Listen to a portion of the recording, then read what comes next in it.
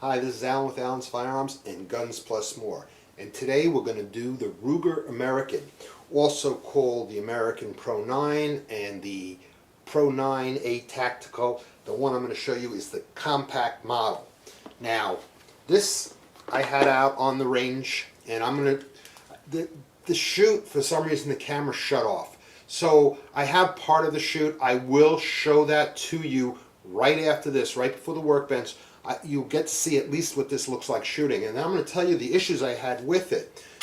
This is the larger magazine. It also has this is a 12-round magazine. This is a 17-round magazine, which is nice. So you have the extra concealability when you need it, plus you have the extra capacity when you need it.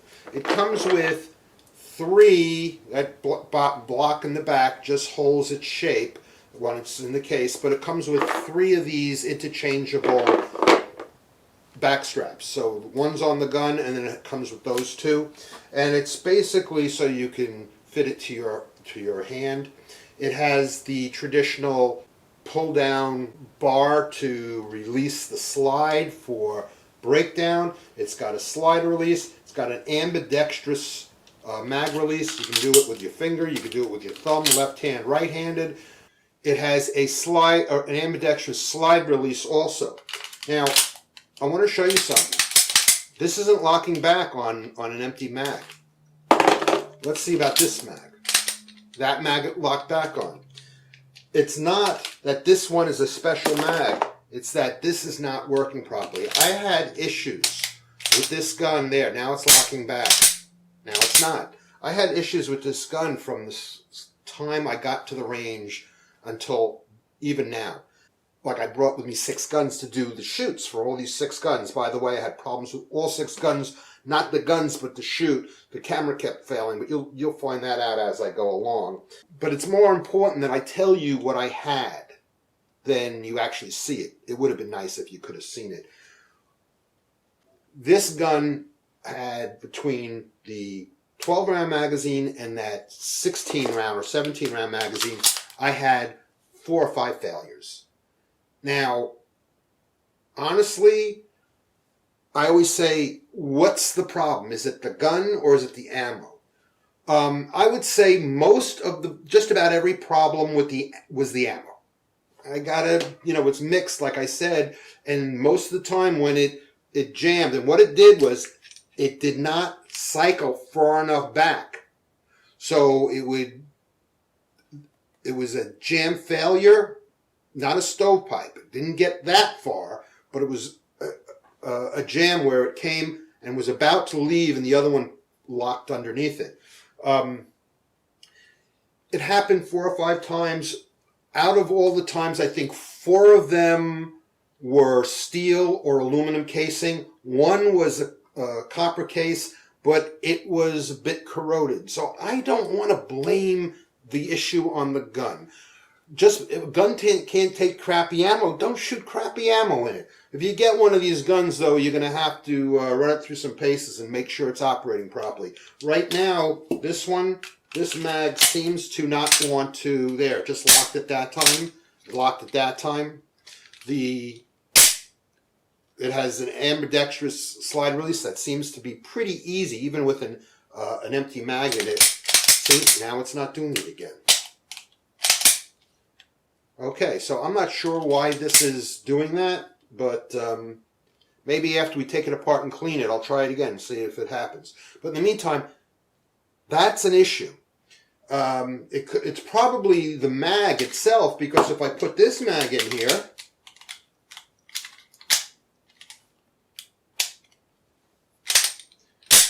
the issue goes away. And this side's very difficult to do with an empty mag. Let's see. And that's not a problem. Okay, the other slide release on this side. You know how sometimes it's hard on this side to do it with an empty mag? With this one, it's the left. No big deal. Shooting this gun, well, it was okay. I mean, some people are going to really like it and some people aren't. I, myself, it's okay. It's as far as 9mm goes, it's 6 of one, half a dozen of the other. It's like any typical 9mm. nothing that I was jumping up and down about. It was not fun to shoot. It wasn't unfun to shoot.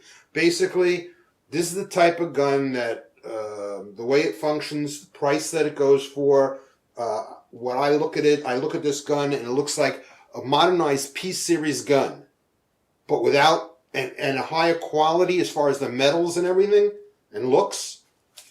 But give me my $280 P-Series Ruger over this any day. I'm sorry, that's just the way it is. If you bought one of these and own one of these, don't worry about it. If you like it, that's important. I'm not saying this is a bad gun. I'm just saying I personally, I was not a lover of it. If you love it, then don't feel bad about your purchase because you didn't do anything wrong. It has a lot of good features. Ambidextrous magazine release, ambidextrous slide release. It's got a short Picatinny rail for a small flashlight or laser or other product. It's got nice big white 3-dot sights. It comes with 2 magazines, one 12 round, one 17 round. It comes with 2 back straps. It gives you a lot of gun for your money. P-Series didn't give you a lot of gun. P-Series just gave you a nice gun for your money. The recoil was, I felt, substantial for all of the new stuff that's coming out that shoots next to this. But that's enough of me blowing my nose on this gun. Let's go to the workbench, field strip it, clean it, lube it, and put this puppy back together again. So here we are at the workbench with the Ruger American 9 Pro Compact. So there's one bigger than this, and they make a subcompact that's going to be smaller than this. And this is how it comes brand new from the distributor.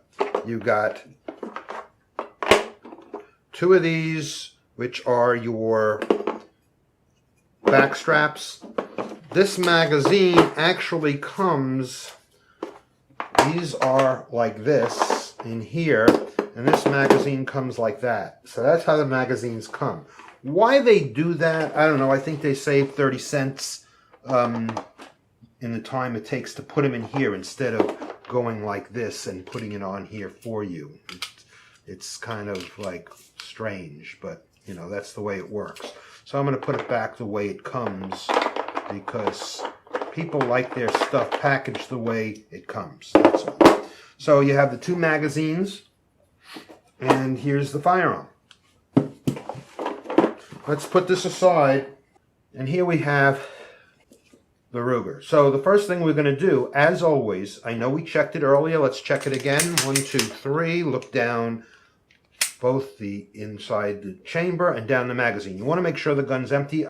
So we're going to push this back, we're going to push the slide release up, lock it back. We're going to turn this down, you'll hear it click. Yeah, that's great. Okay, so back, slide release, turn this down. You'll hear a little click. Hold on to the front of this, because when you release this, it's gonna fly forward. If you don't have it in your hand, it's gonna go shooting across the table, probably fall off the table. It's gonna get banged up, and you're gonna feel bad that you let that happen. Now, this has all sorts of gunk in it that looks like filings, but I don't know. We're going to pull out the spring, move this forward, up and out, and there we have it. That's all there is to disassembling this gun. So let's give this a little spritz in here. We're going to give this spritz back in here and here. We're going to get inside the barrel, get it on the outside of the barrel, and the spring. Now, the product I like to use is Strikehold. You can get it from me. The link is usually in one of my on most of my videos in the description area. You can buy it locally. It's about anywhere between $12 to $15 a bottle, depending on where you're getting it.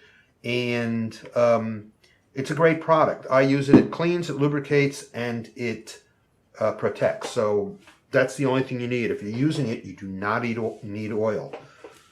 And it's better than gun cleaner because it doesn't do any harm to your parts. By the way, if you use regular gun cleaner, I will show you at the end of this video how to lubricate the gun. When you're using Strike-Hold, you do not have to lubricate it. So I'm going to put some on the cleaning rag. So I have some on the cleaning rag, and I'm going to start wiping down the interior and the metal parts. Now, some of these nice little areas that are hard to get to with your fingers, I like to use a stick, because it really gets in there, and a wooden stick does not mar this. This is actually, I got this stick in the supermarket. It's to make little, you know, shish kebabs. Well, you can get these sticks at the, where do those women go to? Oh, the craft store. Yeah, I like going to the craft store because you meet a lot of women there, and you'd be surprised how many tools that you can find in a craft store. Well, things that you can use like tools. It's amazing. Oh, God. Okay, now the magazine well is big enough just to reach in with your finger, and you get that. Make sure you do, because dirt gets down in there, and after a while it does build up. Okay, so you saw what I did. The most important areas to get the rails that your slide runs on, okay? Because that's metal to metal. So you make sure you get the tops clean and the slots in here clean. You saw how I did it, okay? And then you wipe down the other parts, and you make sure it's clean. Now this had very little dirt in it. You can see that. I wiped down this whole gun, and there's very little dirt in it. Shooting this gun, I shot a bunch of real crap, you know, stuff that's been laying around in a box from used guns that I bought, and they were loaded, so I dumped it into the box, and I took that out to the range to use. And I'll tell you something, this gun had some issues with some of that ammo, but like I said,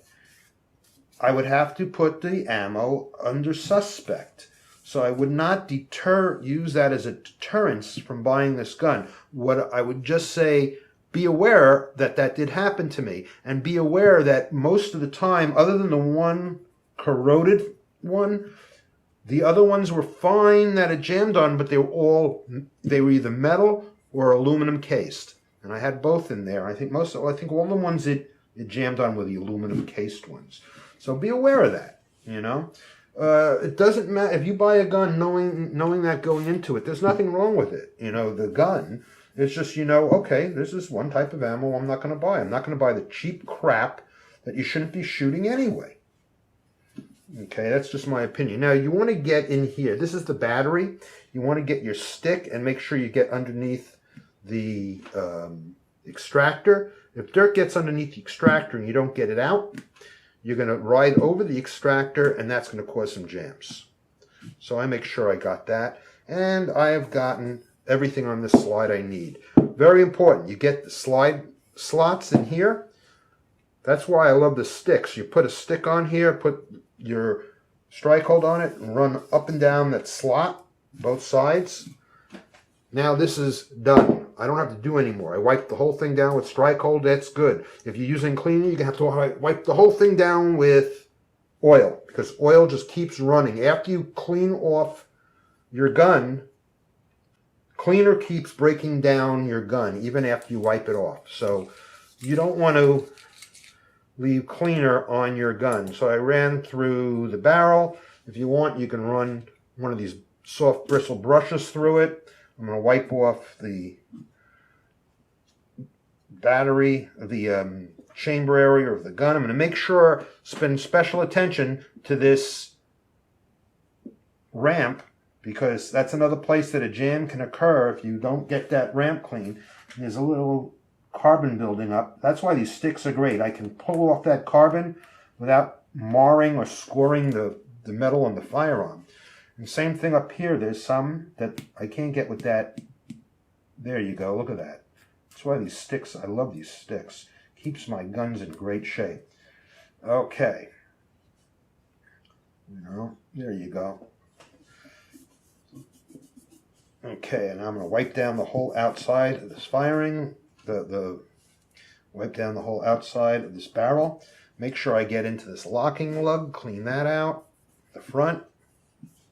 And I'm going to take this and do a little extra to make sure, I'm going to spray this cloth, that I get the chamber extra clean. See that? A little extra dirt came out. Because the chamber is another place that you get too much dirt in there. When the shell expands and contracts, extra dirt in there can get it stuck up. Okay, and the last thing we need to do is you wipe down the magazine. But this is what everybody misses. They never tell you this in any other videos. You want to get your feeder fingers. The feeder fingers are crucial. They are integral to the feeding of the firearm. So this is another thing. Strike hold is great because it doesn't harm this plastic. I push that follower down and I come up underneath the fingers very lightly. You see, look at all the dirt that just came out of there. So I got all that dirt out of there. It's going to make sure this gun continues, well, this magazine continues to feed properly. Even though I did have a problem with this issue with this magazine, I'm going to call Ruger. Tomorrow I have to order a firing pin anyway from them. Okay, so now to lubricate this gun, we need some oil. We need a clean pad. We're going to put in 3 drops of oil. 1, 2, 3. You only need oil in a couple of places. So don't put oil directly on your gun. You're going to put it on a cloth. You're going to run it 1, 2, 3 times. 1, 2, that's the 3rd time, in the slots in the slide. Oops. Then you're going to run it down here, here, and here. The fronts and the tops. So that's the only place you need oil. Except you can put 1 drop of oil right back here in the spring area. That's it. And in fact, I'm going to push this now in there, let it sit for a second or two, and get out the excess. That is because oil builds up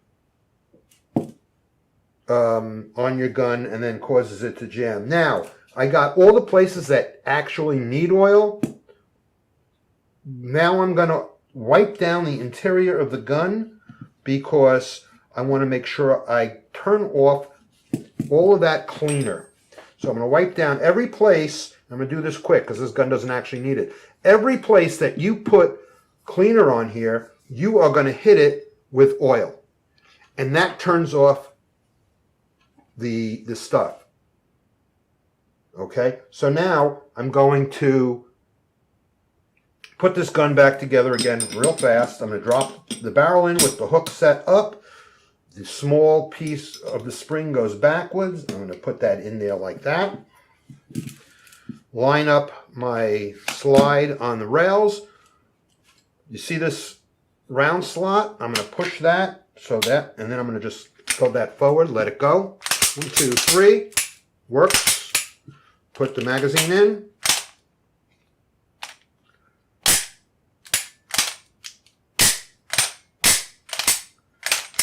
Okay, well, it worked for a while, but now that magazine isn't working properly. You know what? I'm going to take this magazine apart when I get it back to the shop and take a look at it. Maybe the follower is not set properly and I can fix it myself. Or I'm going to call Ruger. Okay. Thanks for joining me. Hope you enjoyed it. Like and subscribe. Until next time. Thank you for joining me. Please like and subscribe, and I hope you enjoyed the Ruger American P9.